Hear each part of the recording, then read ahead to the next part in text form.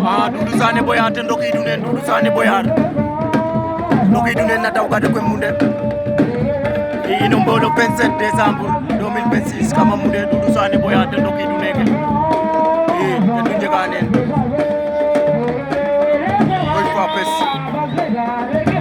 tawgadu ke mais so commencer o ndokiida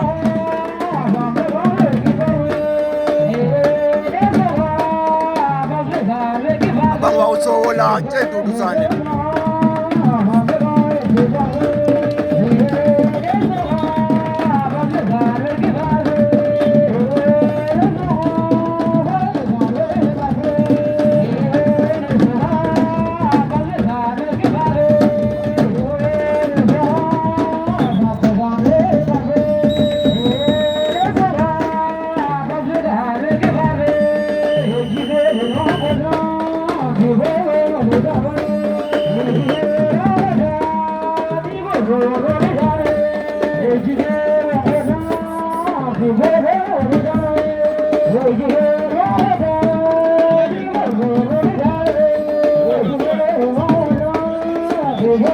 Hey,